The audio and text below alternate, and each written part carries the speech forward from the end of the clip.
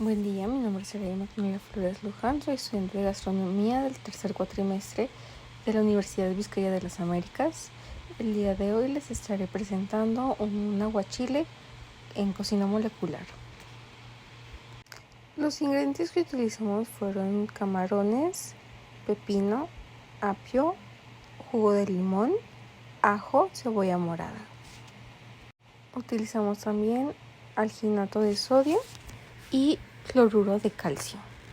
Para este siguiente paso realizaremos el caviar de habanero mezclando o licuando, mejor dicho, el habanero con alginato sódico y con agua para posteriormente diluir el cloruro de calcio y con una jeringa vamos a ir realizando bolitas y van a estar cayendo en el agua y esto formará esferificaciones de la mezcla que realizamos de habanero y agua.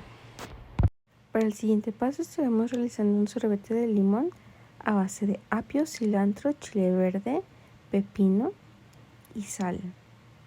Con esta mezcla bañaremos los camarones y también lo vamos a llevar a congelar para crear un tipo de nieve que nos estará ayudando a montar nuestro platillo final. A la mezcla anterior también le vamos a agregar limón, puesto que es un sorbete de limón. Y el limón también nos va a ayudar a marinar los camarones. Para el siguiente paso realicé un aceite de chile piquín con el que terminaré de marinar los camarones y posteriormente montar mi platillo.